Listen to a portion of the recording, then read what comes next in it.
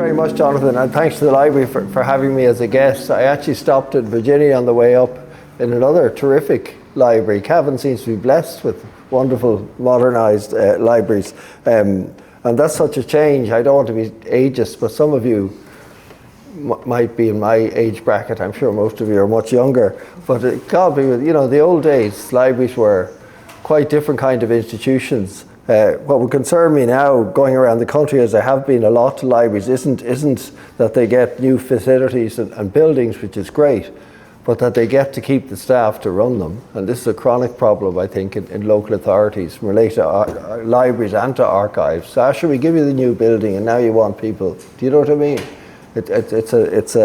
I'm sure Cavan, the management here are incredibly good and generous in terms of staffing and so on, but there's other counties where they're not. Anyway, that's enough of that. I'm not running for election at the moment. So I'm here to talk in quite general terms, but also specific terms about Cavan in terms of what we call the Irish Revolution, whether we say it was started in, some people say 1916, some people say 1913, which I think is a particularly bad choice, because the only thing that happens in 1913 really is the Dublin lockout, which is a labour dispute, where Nationalist Ireland, by and large, the leadership of Nationalist Ireland were very much against the trade union movement rather than with it. Our 1912, which really has more of a link in some ways to Cavan, because the role of the Saunderson family and so on in terms of the Ulster Volunteer Force. So I'm focused mainly, my main effort in the last 15 years or so, trying to study the Irish Revolution as an historian, as distinct from somebody who by chance, by birth, my grandparents, and certainly one of my great grandparents, who was a Sinn Féin TD in Tip Town, were actually activist families. But most families aren't activists, right? And for every family who have a Peter Paul Galligan or whatever somewhere in the family tree, there's others probably in the same family who have a member of the RIC in their family, or who have someone in their family. In my case, a half great uncle who joined the Royal Irish Rifles in 1914, went right through the First World War, became an RAF pilot, and ended up joining the fledgling Free State Airport in December 1923. His half-brother was Deputy Chief of Staff on the anti-treaty side. His other half-brother, my grandfather, was Director of Communications, and leading into staff. So family histories and commemoration are quite tangled events by and large, right? It isn't simply that you happen to have big link to Patrick Pearse or to Colonel Saunderson or whatever, right? We all have crossovers, and we all have not skeletons in the cupboard necessarily, but we have complicated family lineages and so on. These sometimes get overlooked. I hope you've been in the Cavan County Museum, which I think is terrific for all sorts of reasons. But its most striking exhibit, in a sense, is the recreation of First World War trenches. And they reckon about 800 people or so from Cavan, 800 men and boys, effectively from 16 upwards could they weren't meant to, but could talk their way in if they were big enough, died in that conflict, right? In what we might term more specifically the Irish Revolution, Cavan, in terms of my measure, which is death, right? It's a very crude measure, right? It's not a sophisticated measure of political violence or political turmoil. But Cavan there, suffered very little in terms of loss of life inflicted for political reasons arising from the political situation, as compared with almost any other county in Ireland. It doesn't follow that Cavan was a quiet, pastoral, undivided society where there was no trouble and where there was no politics. Now, you can see why I had to retire. My digital competence is somewhere below zero. Just to mention, to begin with, can I get a pointer there? My first knowledge of Cavan was only very vague, and in some ways it came from a person in this group. You recognize that group, I hope, some of you? And who are they? Cavan football team. Sorry? It says on the top. Well, that's a good clue. That's Asgailga, but well done. Mahan Farr. You can leave now, you've passed the test. Well, one of these people was one of my two most brilliant teachers, right? As it happens, he taught me Greek, which I wasn't very good at. But he was an inspiring teacher, an amazing man, and he was for many years a TD and later a minister and at one point Taoiseach. And aspiring presidential candidate, but he was beaten to the nomination by Brian Lenihan. Who am I talking about? And where is he there? Back left, there he is there, yeah. And he was a fantastic teacher, and like all great teachers, and some of you may have been teachers, and most of you would have been taught at some point, I think, right? The thing about Wilson, he was a big, powerful man. He never had to raise his hand. He never had to say, in our school you got sent out for discipline, you didn't get beaten by the teacher, but he never had to do it, because he was so interesting, and he had such natural authority. Right, he was an amazing man, and Cavan was lucky to have him. He also trained. He got St. Eunan's, where my uncles went to school, and my dad. But after my dad, he trained. They got them to the Macrory Cup final in 1956, which unfortunately they lost. And even worse, you'll understand, they lost to St. McCartans of Monaghan, the great Satans. I also met. I learned a lot of things, but here's a man whom I met in 1975 and I learned nothing from, and it was my fault. And I should have, and I learned nothing from him. I was thinking of doing research on the origins of Fianna Fáil, right? And I got in touch with Paddy Smith. I went to see him in the Dáil Éireann. Now some of you may remember Paddy Smith, right? He wasn't that cheerful or that helpful with me. Right? And I realized, but I only realized in retrospect, this was because how much preparation had I done for this interview? How much reading about him had I done? None, yeah, absolutely none. So what the hell did I expect? He took me up to the Dáil Library, which was where TDs then did their business. He told me there was one secretary for every 10 TDs or something, so he had to write all his letters by hand, and that was it. And because I was so unbriefed and unprepared, I didn't take heed. I didn't have any sensible questions to ask him to start a proper conversation, right?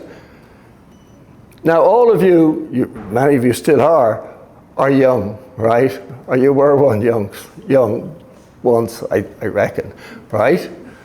And most of you were in the presence of people who by virtue of their age and life experience had really interesting things to talk about. They didn't necessarily want to talk about them. It didn't have to be about politics. It could be about childhood. It could be about, relations with the neighbours. It could be anything.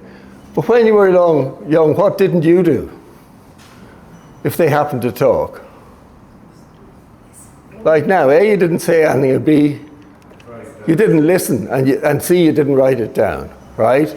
And it's a huge problem in terms of trying to get to grips with historical events and so on, and historical narratives. Time and again, at least my experience is, and not only relating to Ireland, I did a PhD on British interwar history about the British central bureaucracy, essentially. And all the time you have to remember, well, because this chap says it, doesn't mean, and he was there, doesn't mean it's the only version of events. Do you know what I mean? Right? And what you have to find, and what I found, I put it up in a minute in passing, I was sort of obliged for kind of family reasons to write a book about Kevin Barry, of which my grandmother, his eldest sister and head of the family, was the dominant. She was completely the curator of memory of everything to do with Kevin, everything, right? And she was the only one, she was the Pope She was the first female pope in terms of historical memory relating to Cavan. And it's only when writing, exploring what she said and what others said, and exploring what she said at different times, it turns out that even she herself wasn't consistent. Do you see what I mean? Right? But whatever she said now is what I mean now, and always was, even though it was different last week, right? I mean, you're all familiar with that in your own families and so on, in terms of family narratives. So you have to be careful. I think intergenerationally, there tend to be curators. To some extent, I've become a curator in my generation. And what happens is, yes, I collect a lot of material and talk to people, and I can access documents and things, but I'm still creating my version. Do you get me? Whereas other members, I don't know if any of my Cavan cousins are here, but for example, my Cavan cousins might have a different light, or might know more, shock horror, about something that I've been talking about, our shared grandparents from County Down, which I'll get to. So you have to, you never get the complete story, right? And there's always different versions. And you can only do your best, whether it's family, whether it's locality, whether it's political history, and so on. That's what I think anyway. So I didn't listen to Paddy Smith, but he was pretty grumpy. Famously, Paddy Smith in 1964 resigned. Now there's different versions of the story. The Smith story is he wrote a letter of resignation to Lemass and then drove up home to Cavan to announce it to his, to his people. But apparently Lemass had a drawer full of resignation letters from Paddy Smith. He was forever writing resignation letters. He was kind of grumpy, like Sean McAtee and others. He'd gone grumpy, basically. But what Lemass did was, before Smith reached Cavan, Lemass said, "Oh, it is with regret that I've had to accept the letter of resignation of the Minister for Agriculture, Mr. Paddy Smith." He was against the 40-hour week, right? And so Smith was outfoxed. Now, perhaps Smith was going to resign anyway, but he certainly wished to resign. He wished to blow his, to make the announcement himself rather than to be stuck on these the traffic. I don't want to talk about it, driving up from Dublin. And even in the 60s, I'd say it was crowded. So there you are. To move on. Yeah, to mention, books of mine, that book was published a mere 38 years ago. The reason I mention it is that there's quite a lot in it. I'm not suggesting you read about it. The penny only dropped for me that one of the significant figures in the last years of British rule in Ireland was the private secretary to the Lord Lieutenant Lord French. But I don't talk about Lord French, he's a Roscommon man, and what would you expect? But his private secretary was called Saunderson, Edward Saunderson. So he was the son of, right? And the scion of Castle Saunderson, and was a very, very, how could you put it, not just a very strong unionist and so on, but he was extraordinary reactionary in very many ways, and he was trying to influence Lord French in a particular direction as Lord Lieutenant. Now, in reality though, for reasons that we don't have to go into, Lord French really lost any grip on the conduct of policy from the middle of 1920. But nevertheless, there's Cavan again. The Kevin Barry I mentioned, which I published in the centenary year. The Dead of the Irish Revolution, which is probably, for our purposes here, the most significant work I've done. What that attempts to do is three things. It attempts to work out how many people died as a result of Irish political violence from April 1916 to the 31st of December 1921. Now, you notice I stopped in the 31st of December 1921. I didn't stop at the truce, the 11th of July 1921, because people continued to die as a result, of the independence struggle, if you take it on an all-island basis.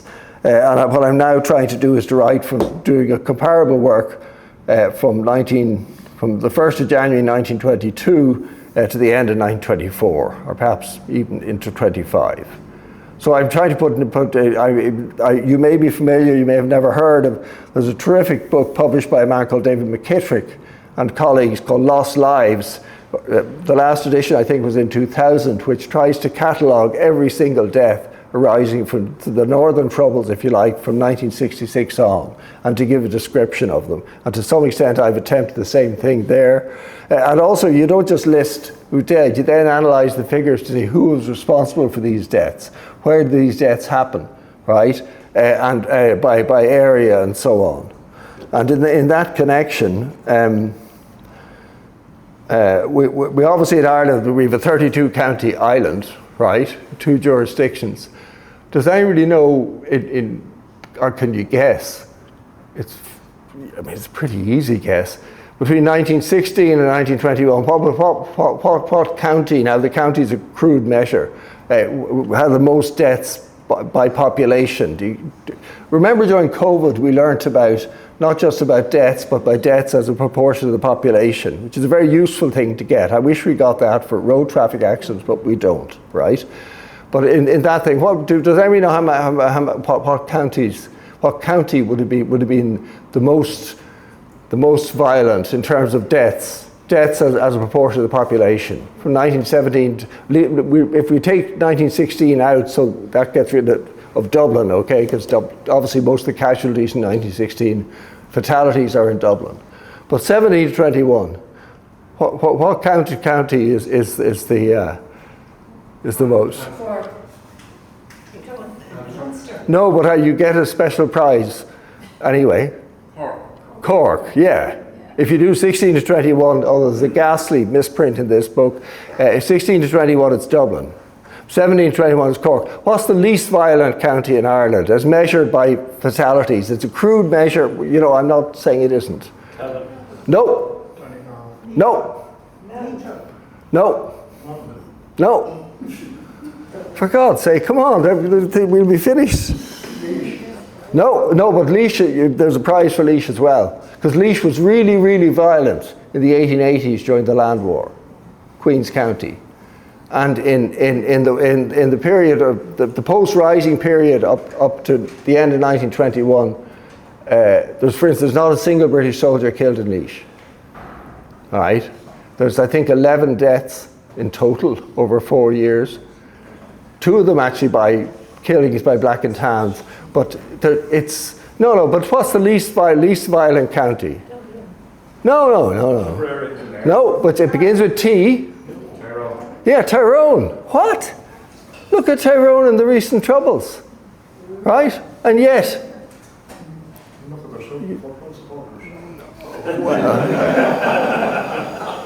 supporters is a polite term. But so you think of Cavan. Cavan is the second least violent place as measured by this very crude measure. Okay, and we can talk a bit about. I'll lose track of time. Yeah, okay. I've already run out of time, so we'll better click on. Oh yeah, to mention an excellent book which covers Cavan a lot, Brian Hughes, which is actually free online. You can get it. Defying the IRA, he uses Cavan a lot, and he uses it partly as an instance of a place which, on the surface, is far less troubled by violence and by overwhelming oppression from Crown forces than many other counties, including Monaghan, which of course is next door, right? But he shows and explores how never the weight on the ordinary people, right, is nevertheless how onerous a weight it is, even if you're not actually being shot or whatever, and even if you're not being directly threatened. It's an excellent book. Brian's based in the University of Limerick now, in Mary Immaculate College. But just to go on. Well, the key Cavan figures in this era. We know who that is. There is a clue. Right. There you go. I knew a Galligan. I think it might have been a grandnephew. Owen Galligan, or it might have been a grandson or something. But that's. Do you know who that is? Another famous Cavan man.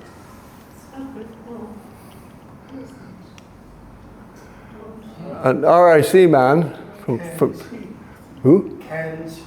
No. Nixon. I'm running out of, I have actually a big bag of sweets in the car, okay? So you'll have to line up and I'll get them. There's hard ones, there's jellies, there's boiled, you name it. Yeah, there's a man called Nixon. And why is he famous? Because he ended up in the new RUC in Belfast, where he undoubtedly led a kind of murder squad. Now, it looks like, you'll be hearing from Ed Burke later on in this series, it looks like he wasn't the only person leading a group of, if you like, police assassins. But he definitely did. And he later became an unionist MP and an independent unionist MP. But anyway, he's a Cavan man, right? So there you are.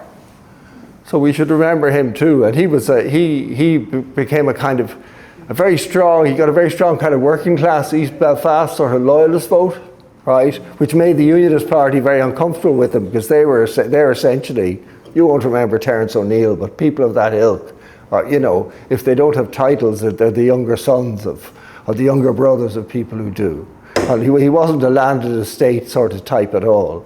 He was let's say, a Cavan farmer, joined the RIC, like my great grandfather and his brothers, although they were Catholic in County Louth, joined the RIC. It was what happened very often to the son who wasn't going to inherit the farm, and who came from from a kind of a decent, strong enough family to get a good recommendation from the local inspector and so. Well, Ed Burke will be here to give you a much better lecture, and he'll be talking about that. And he may not, he was blamed for the McMahon murders, but it's not that clear that he was responsible for them. But he was undoubtedly encouraging and responsible for other such targeted killings, if you like. Oh, by the way, actually, Dr. Burke will be in Virginia, not here, actually, that the Okay, well, will he be speaking in the library there, is it? Yeah, okay. Not here in Cavan, down in Virginia. Okay, well, he's still in the county of Cavan. Yeah. And I thought you meant Cavan Town. Well, I did actually, you're right. No, you're quite right. And not only that, if he's speaking at 7, I advise you leave here about 4 o'clock, considering the traffic. What a nightmare. But anyway, here's the map of Ireland. There's Cavan, and you can see, not that you know better than me, it's various, I saw the term South Ulster, right? Which I suppose is appropriate because of where you are. You've Leitrim, you've Sligo, you've whatever that is, Fermanagh, and you've Monaghan. The great Satan to these. I'm sure you all love Monaghan. It's just my cousins, the Brennans from Coot Hill, whose dad was a drainage inspector, which is why they were all born here, but he was from Scottstown in Monaghan, shock horror, and his wife, my aunt, was from Letterkenny in Donegal. But they all grew there. I said the Brennans are all anyway, death by population. If you do it by this is from my book, The Day of the Irish Revolution. If you do it by, from 1916, as opposed from 1917, Dublin actually comes out on top, right? That's deaths as a proportion of the population, and Cavan is second least. But what's really interesting is that Tyrone, given its more recent history and its politics, would have been, was a kind of, in terms of political fatalities, a Sleepy Hollow. Not so in 1922. Right. And just to mention Loyal Cavan, well, there's Castle Saunderson from. I took this from the Cavan Library. It's a Cavan Orange Lodge number. It's actually a very bad photograph, but it's a banner celebrating the. King George VI, so that would have been 1936, 37. It lives on. Somebody mentioned, I think, Sergeant Kemp, maybe they didn't, but these are the last 2 are entries from the dead. But here's a man from Butler's Bridge, gets wounded and dies an RIC man in Armagh. And here's a guy who gets killed in Dublin. Unluckily, he's a driver, an RIC driver. He's in plain clothes. He's just cycling along near Trinity College with another policeman, and somebody happens. I read a report by the gunman, although he didn't actually sign it, but saying, "I recognized your man," and I just pulled out my gun and fired at the two of them, and I killed him, and the other one ran off. And his name is Mullaney, is it Mullaney? Yeah. As I say, my grandfather was an IRA officer in East Down, which is not a good place to be an IRA officer, but his father had been in the RIC, his uncles were in the RIC, right? And this is not, I'm telling you this because it's normal rather than abnormal that there should have been those sort of crossovers. And this is, and I think this is the Hibs in 2001, right? Now, the ancient order of Hibernians, I actually, in the United States a couple of years ago, I was invited to address a sort of a Sunday meeting of a Hibs branch, or whatever the term would be, in Boston. And the ancient order of Hibernians are now very much pro-peace process, but they're also very much pro-Sinn Féin and so on, right?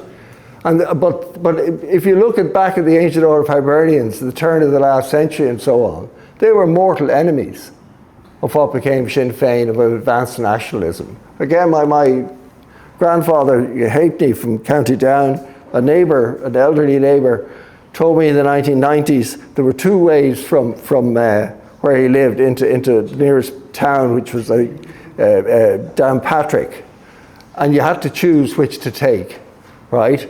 And one was the ones that basically Republicans took, and the other was the ones that the Hibs took. But you didn't want to go where the Hibs were, because they'd beat the hell out of you and so on, right? And in the narratives of that part of County Down, the Hibs were at least as big an enemy as the Specials, right? The visceral then. If you look at Monaghan, if you look at killings in Monaghan during the War of Independence, there's four of about 23 fatalities in total are the IRA killing members of the ancient order of Hibernians, right? Okay? And in Cavan, the Hibs would have been a significant element, I would have thought, on the nationalist side within the Catholic population at the time. You're saying no? No, they were very pro-king and pro-church. Yeah. Oh, sure, but they were still nationalists in the sense they were Redmondite, they were United Irish League types, they weren't... Yeah, they then started to convert to Sinn Féin from 1979. Right. Slightly, but there was still a counterweight, let's put it that way. Commonly known as Green Orangemen. Right, well, there you are, and with apologies to any Hibs present. We don't have to talk about the Masons, because they're a secret society, so not quite the same. But I've gone rather quickly. One of the events I looked into a little bit, as I say, my late uncle Pat Brennan from Cootehill was a drainage inspector, and he knew Monaghan pretty well, and he knew Cavan pretty well, and he knew Leitrim pretty well, because these were part of areas that he'd worked in. And in 2010, he took me to the site. We know what that is, do we? Do you recognise it? That's a monument to McCarthy or McCarthy. Well, some say McCartney and some say McCarthy. Don't look at me, you find different things. And that monument is on the road between the main road and Cootehill, right? But of course, it's not where the event took place. And it actually replaces a monument which was put in the middle of a field where in May 1921, there it is, there was a cross there to mark where Sean McCarthy fell during the kind of Battle of Lappenduff. To explain what Lappenduff was, the IRA leadership and general headquarters were dissatisfied with Cavan in 1920 and 21, and for various reasons they felt that there was very weak local leadership, there was very little activity and very little armed activity, partly of course because if you were in the IRA, and you joined the IRA in 1920, around that time, the chances are, what didn't you have? A gun, right? They didn't have remotely enough weapons, either to train, and I'll give you a dramatic example in a minute, right, or to use. And so guns have to be borrowed from the crowd next door. But the crowd next door, a lot of times, they promise the guns, but they won't lend it to you. You know why? Did you ever lend a book? What happens to that book? You don't get it back. So you have all these factors which impinge on if you like, on the effectiveness of an organization which in principle is trying to fight a guerrilla war, right? What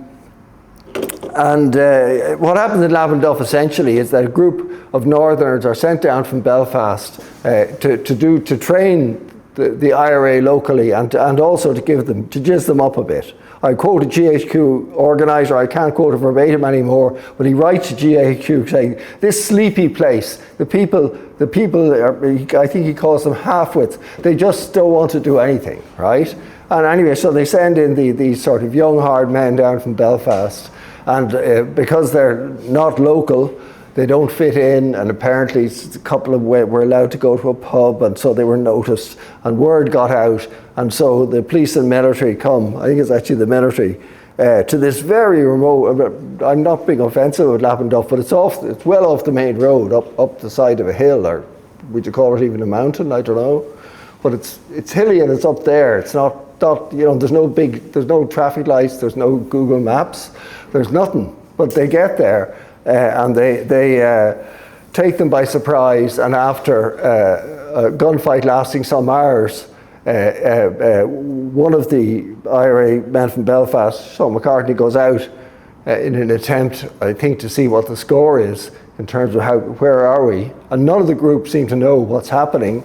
The OC, apparently, early on in proceedings, he nips out the back door and gets away without leaving a clear chain of command. So it's a complete shambles from the IRA point of view, and a large number of them. One man gets killed, Sean McCartney, about whom there's a song still sung in Belfast, and about 10, I think, others get arrested, of whom a number are sentenced to death, although they actually aren't executed. Amongst them is Paddy Smith, later, whose death sentence later rockets him, as it were, into national politics.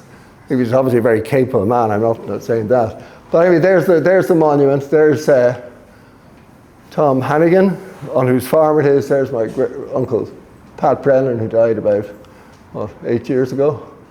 But he knew his way around the back ways of Cavan and Monaghan, like, far better than Google Maps does. But it is interesting that it's often the case. There's a thing in Tipperary for Dennis Lacey, who was killed in February 1923, who was a local column commander and quite a charismatic figure and quite effective militarily. He gets killed crossing a ditch 2 fields back from a house, the O'Dwyer house in the Glen of Aherlow. And there's a cross for him there. There's a monument to him all around the place, but the actual spot where he was shot is between 2 fields, in one of which there was a bull, which, being a city boy, I was worried about, and the cross was there. And so the place of pilgrimage, it's not a practical place for commemorations and so on, because it's in the middle of a working farm and it's way off the road. And similarly with Lappenduff, second time round they built a monument about 2 miles away on the road. And that's, again, with many monuments. You'll also notice, for instance, a monument just outside the courthouse. And it lists, it's clearly, if you like, what we now call a Republican monument, but it lists not accurately, completely. It lists Republicans who died from 1920 on, including Sheridan, but also including somebody who died in 1924 as a result of a hunger strike, and they say that, but the hunger strike which traumatized the guy and gave him a nervous breakdown, happened in 1920, right? But he's put on the monument, so you think he died. It looks as though he's a Civil War death, but actually he died in Monaghan Mental Hospital, where he'd been since early 1921. So be careful with monuments, because the other thing is that if you ever, they're hard to change. It's easy with word processing, right? It's not so easy when you're going chip, chip, chip. Yeah, well, that's another reasons why Cavan was quiet. One of them might be, do you recognize this building? The bishop was definitely very activist. Now, I didn't do work on him, but one of our master's students some years ago did in Trinity, and he was very actively, he didn't just say violence is bad and all this kind of stuff, but he put pressure on parish priests and so on. As indeed the Bishop of Cork did, where it wasn't, maybe he was more, for whatever reason, if anything was very keen that there shouldn't be trouble, and he shuffled people around, and there was the threat of being moved and so on if curates and parish priests didn't keep their flocks in line. I think that's probably part of the story as well, because you do, as I say, in Cavan as in Monaghan, you have these countervailing pressures, which I think the church has won. Certainly the strength of the Protestant community in Cavan is another. The strength of the if you like, the UVF type tradition, and also I mentioned the Hibs. These are all people who live cheap. Who live in the same areas, if not in the same communities necessarily, who know each other, who do business with each other, and who to some extent watch each other. And Galligan, for example, who's regarded as very significant in terms of the building of the independence movement nationally, right? But he wasn't primarily in Cavan that he did it. Do you see what I mean? He did it as a significant national organiser rather than simply as a local organiser who then moves upwards. In fact, in 1916, his career begins, he's captured in Enniscorthy in Wexford. Oh yeah, this is Paddy Smith's account. Okay, I keep thinking of Patti Smith, who some of you may remember. Patti Smith, she was singing in Dublin. Was she? I should have been there because the night belongs to lovers, but I wasn't there. She's a good age too now. Surprised she's not here to listen to me. But here from his pension, one of my few contributions to Irish life, in association with other historians and others, was for many, many years, I wrote and complained that the military service pensions should be released, right? This archive. And I remember in 2006, the 90th anniversary of 1916, I wrote a piece, the Sunday Business Post, it's outrageous. There are still people alive whose parents are in these records. And those records will ignite memories and reignite, and we'll be able to get the context, because there's still people alive who'll have heard bits of the story and all that kind of thing. And I said, there are 17,000 of these files and the government is sitting on them. How stupid was I? How many files are there, roughly? About 330,000 so far, right? And I can see now why, to some extent, yes, there was sensitivity and a lack of, and inertia, but also was, Jesus, have you seen how many there are, right? But this is one of Paddy Smith's files. And the great thing about the 1934, the Fianna Fáil Act, if you like, for military service pensions, which essentially was for people who weren't qualified to get them under the legislation in 1924, just after the Civil War, because that was aimed at National Army people, right, and who also had War of Independence records. Do you get me? And 1916 records. Whereas the Fianna Fáil, this 34 Act, was designed essentially to appease the anti-treatyites activists, right? It also included Fianna and women, which the previous legislation hadn't done, but it also let in some pro-treatyites and National Army people who weren't eligible for one reason or another. So it was much more broadly. Became more like a social welfare entitlement, if you could prove your entitlement, rather than simply proof that you were what side you were on. But the great thing is, till the mid-40s, and I knew this because in about 30 years ago, I was leaked my grandfather, Jim Maloney, my Tipperary grandfather's transcript of his interview for his pension in 1936. And I said there was an actual transcript, right, of an interview. And the interview wasn't simply like a kid going up saying, tell me what you did. It was an interview was in front of senior people who'd been very senior in the fight, and they were advised by local officers who might say, that's bullshit, he was never there. Or he never fired a gun in his life, right? So it's quite rigorous. But you see what Paddy Smith says. And Paddy Smith, this tells very time, was a commander of the battalion in Cavan, right? So he's a senior officer.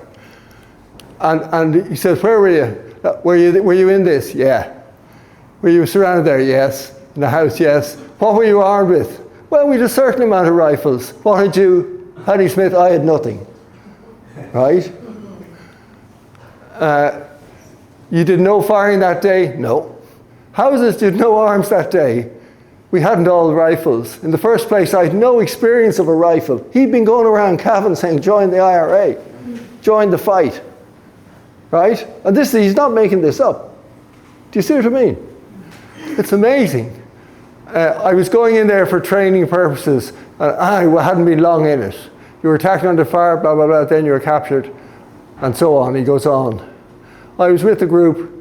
We didn't try to, we didn't know where we could get away. It was a district that I didn't know well, and the others were strangers too, because some of them were from the north, and some were from other parts of Cavan. Because this was an attempt to build to get a local AS active service unit, a kind of elite fighting unit, right? But he was already a battalion commander, right? It's just, those records are amazing. You obviously, like the Bureau of Military History records, you have to treat them, you don't have to doubt them, but you have to problematize them, if you like. Some of the references, when we were looking at this material, before any stuff was released, there's an index of referees, and I looked at my grandfather in County Down, I looked up a couple of his references, and for one person, you know what he wrote as his reference? Because people come out of the woodwork saying, remember me, I was in your battalion, I was in this operation, I helped dig that road. And some people had done, but a lot of the time, the people they were asking didn't know who they were. My grandfather on one occasion wrote, at least did no harm. Now, this may have been a reflection of my grandfather's begrudging character, or it may be that he's just fed up with people turning up who's saying, oh, I was there that night, it was dark, you didn't realise I was helping you. You know what I mean? Cavan people wouldn't do that anyway, so. But one of the deaths, just to mention, there's actually quite a lot on the web about this, but I looked at a couple of local histories and checked just now, and there's no mention of her in local histories of Cavan. Are we nearly out of time? No, there was a recent book by Brendan Scott which mentions... Yes, and there's newspaper stuff as well. Yeah. Brendan Scott he's still the historian in residence here. Right. But Maggie Livingston, and this is an example of what do you do with this? And how you contextualize it depends on how you view things. Now, she's killed. First of all, is she a victim of the Civil War? Yes or no? She killed on the 20th of June, I think, 1922. The 20th, I think, or maybe the 21st of June. Yes or no? Yes. But the Civil War hadn't started in theory, because we're told the Civil War started at 4:10 a.m. on the 28th of June, supposedly, when the National Army, the Free Staters, if you like, start firing on the four courts. And if you do it that way, every death, and there are lots of deaths, political fatalities in Ireland, leaving aside the very good point of Antrim, where there's, by July 1922, something like 500 people die in Antrim, mainly Belfast, and mainly civilians, overwhelming civilians. And we don't call that a civil war, right? We think that is something else. Just like the Brits think of Northern Ireland as not being, somehow it isn't part of their problem. When Maggie Livingston's killed in a raid by some element of the Northern IRA, probably Tyrone men, I don't know. They raid her father's post office, where they raided him previously because they knew he had guns. I think he had given them guns before. They raid again, and they want him to hand over more guns. He says, okay, I'll give you, and he hands out a gun, but they still think they've more. And then Maggie sticks her head out the window, and deliberately or not, they shoot her. They shoot her the top of her head off, and they keep firing. Now Maggie Livingston is, first of all, she's 13-year-old. I have her death cert there somewhere. Is she 13? Yeah, right. This is in Ballinmore. So she's not a combatant. Her father is a civilian. She's, what religion is she? Yeah, I think it's Church of Ireland. Now, so if you're a member of the Church of Ireland community who had seen Dean Finlay nearby, the 78-year-old retired clergyman killed the previous year in another raid, you're going to think of this as not simply as a terrible killing of a young girl, but as the killing of a Protestant, right? Do you see what I mean?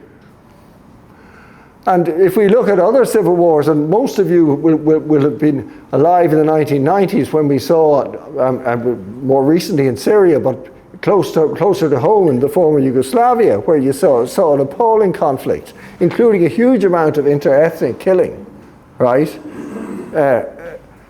You could say, well, that's obviously a sectarian killing, but Republicans, of course, would never do a sectarian killing, But a community will receive this naturally, not simply as an appalling loss and whatever, but as a sectarian act, and perhaps as a message you guys should get out, clear off, go north. Now, in fact, the Livingston family remained in Ballinmore, but it doesn't get in a publication published in 2019, Folks on Cavan, there isn't a mention of that. Now, it isn't necessarily that it's being avoided, but that it's not remembered. I know you mentioned Brendan Scott has written about it, and the local radio have done it, and so on. But she's one of the very few civilians to die as a result of political violence in Cavan from 1917, you'd say, till the end of 1923. Kind of information on that. There were a Protestant family, and it was always thought it was a sectarian attack on a Protestant house, because they knew Protestants would have arms. Where they were from, nobody knew. But actually, the family accepted, no problem, that Sinn Féin, local Sinn Féin court, held a coroner's court over, and the evidence was given by the family doctor, Dr. Richardson. He was from Newtown. He would have been in Church of Ireland now too. But on the point of information, my grandfather was one of the judges. But at the same time, you can see why they might say that. They might be, that community mightn't want to say we're under attack because they're under attack, I mean, we don't have to fight about it. That's very interesting. Yeah, you see what I mean, though, depending on how you look at it. You could also look at it in terms of gender, right? It was I'll move on in a minute, and I'm going to go to Limerick. And I think the 5th of January 1922, a 75-year-old farmer named Peter Switzer is shot at his sister's funeral, in the funeral procession. Now, would you think culturally, to attack somebody's temple or somebody's church, even if it's not your own, is quite, but to attack an actual ceremony and kill at it is a very visceral, again, I think he was Church of Ireland. Now, it wasn't necessarily constructed that way. It might have been, the particular reason he was shot is that 2 years before there'd been an IRA raid in his house, and he, being a farmer, had a gun, and he fired at them and killed one of them. So it was a revenge killing, clearly. Nobody ever said they did it. But they did it at a funeral, right? That's culturally really, really very whatever. Now, you can see why some members of that minority religion in the area might have thought, he's a big farmer, he's a bachelor farmer, big farmer, and whatever, and he's Protestant. And they might have seen this as an example of an ethnically determined thing. Whereas the Republican narrative would be, oh no, it's just only because he shot somebody who was attacking him. But maybe he was being attacked in the first place, not simply because he was stuff to steal or to expropriate, but because he was, anyway. And he's not considered a Civil War veteran, killing, because he died in January 22. In veterans' narratives, now this is an example from Monaghan. It has to be, not from Cavan. I'll go quick. I know, Chair, you're getting very anxious either. But just to explain, this is a notebook kept by a man, in fact, the father, a man called Tom Brennan, who was an IRA officer from Scottstown. And it lay in a chicken shed in Old Bridge in Coot Hill till the early part of this century, because his son, Pat, who's one of the elderly men whose photograph I've shown, he had inherited this biscuit box. And it was full of IRA material from County Monaghan, from the War of Independence and Civil War, right? And his father had never, ever, who became a Fianna Fáil councillor or whatever, he'd never spoken to his children about the War of Independence or Civil War, right? Never, ever. But it turned out he wrote, probably in the 1930s, because of the Pensions Act, local IRA committees were formed to give an account of what they had done. Do you see what I mean? So that when the Pensions Board were considering it, they would look up, well, this is what the such and such battalion say they did. Do you get it? In case Jonathan put in spurious claims. Not that Jonathan stopped doing that now, right? So he writes an account of the discovery of an informer, right? Of somebody who's writing to the RIC in Scottstown. Look, letters addressed to RIC and military, some giving information about move the IRA, others the local curate to Davenant was a member of the IRA. One case in particular giving information about the IRA about where the dumps were. And he goes on to the next page, right? And he goes on to say, the case was the battalion IO TB. I mentioned this guy's name a minute ago. He's writing in the third person. TB is Tom Brennan, the guy who's writing this, right? So why is he writing in the third person? The letter was written by Kate Carroll. Kate supported Brigade OC, who sent 2 men to warn her to stop at once or serious notice would have to be taken of it. She was the only earner in the family. Her mother was elderly, her brother was disabled, and she was making poaching, which the IRA was very much against, as were the police. Right? So and she drank a lot of it. She was a pretty unstable figure locally. She lived in the next townland to Tom Brennan, right? And she was a kind of character in her 40s. And he writes on, no taking of it. She denied all knowledge, but proof was forthcoming next day when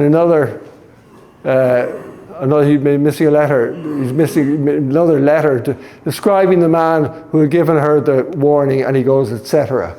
He doesn't finish the page. Will I turn the page over? Page goes on. Then he says, next page goes, in March 1921, the B specials. In other words, he leaves blank. What happened to Kate Carroll?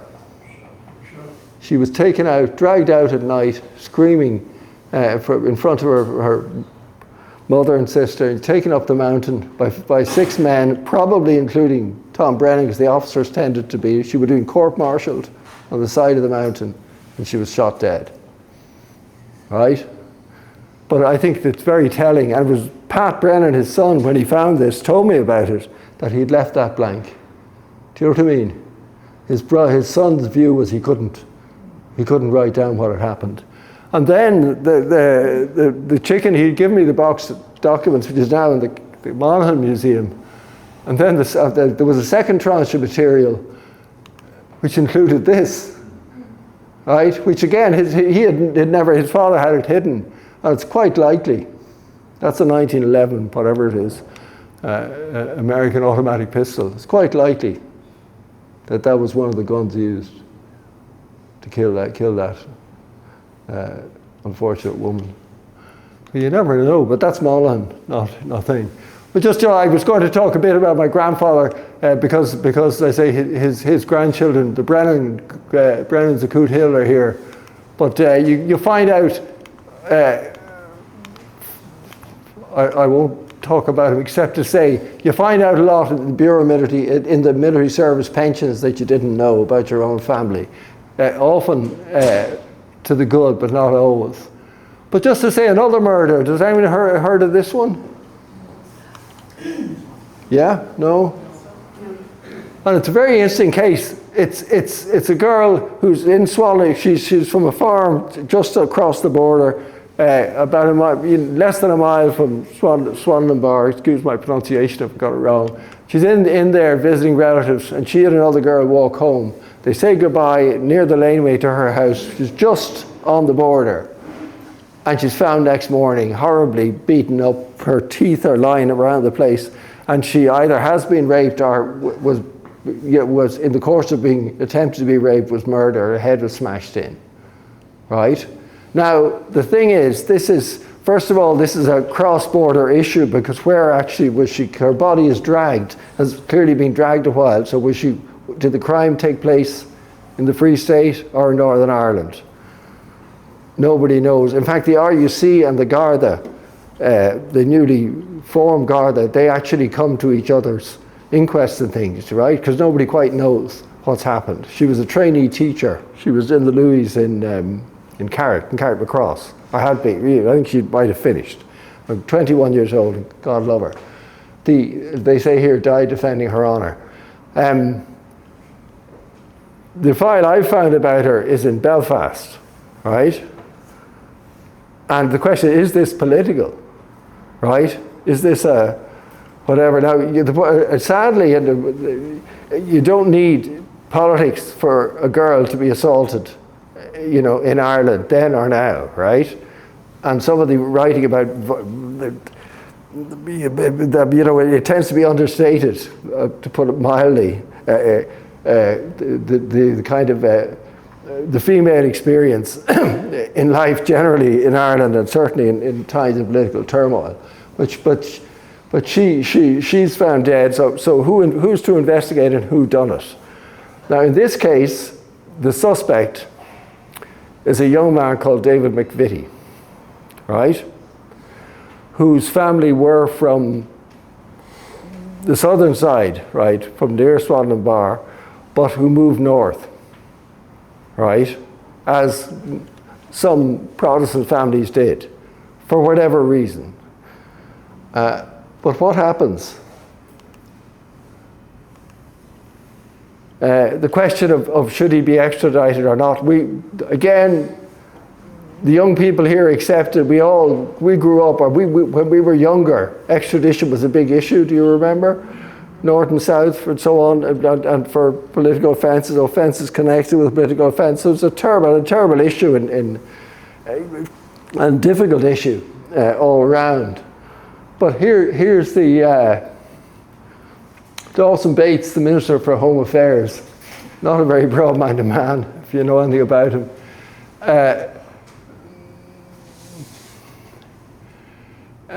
The South want him, right?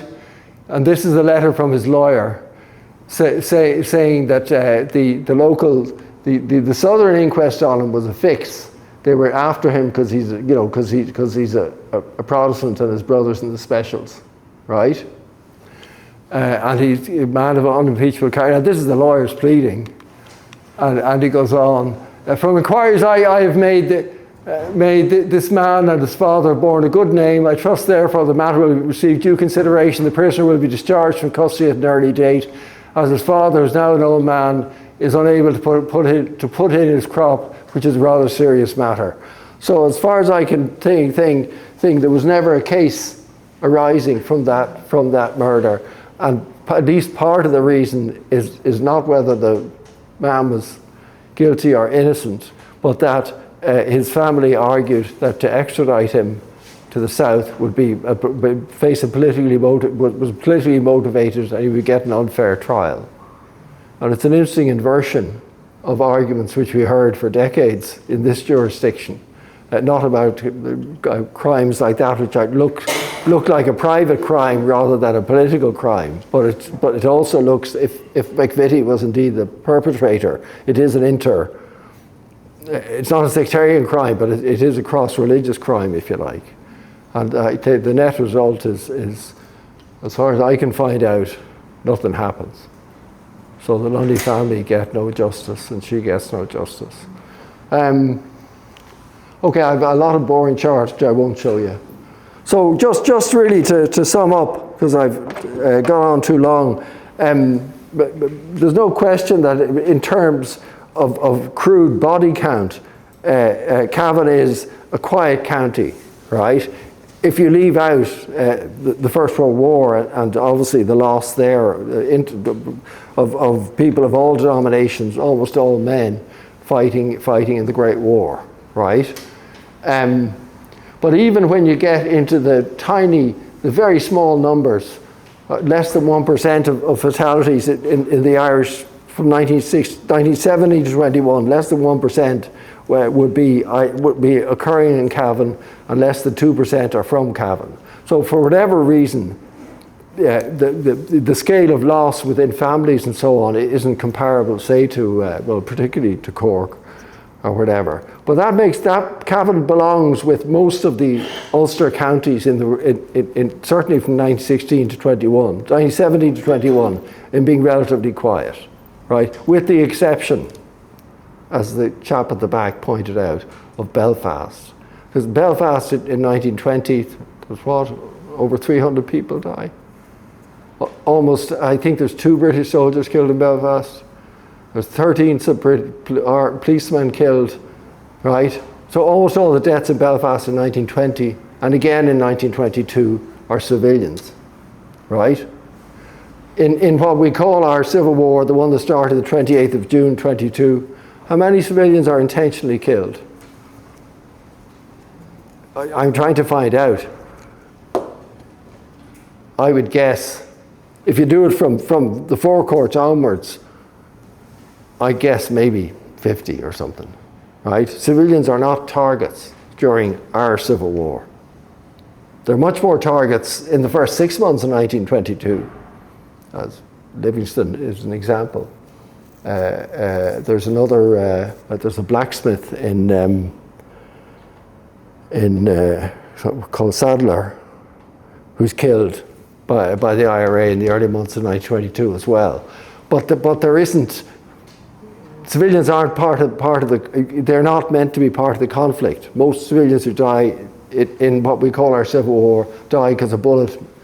You know, I fire at you and I hit the lady behind you. Do you know what I mean? They're not targeted at all, with the exception again being the north, and especially in Belfast, where it's mayhem, and where it's almost all over 500 people, almost all of whom are civilians, die. And yet we think of 1922. We start our Civil War the 28th of June, by which time hundreds of people died in the island of Ireland through political violence. But you know what I mean? We don't have a way of counting them or of including them.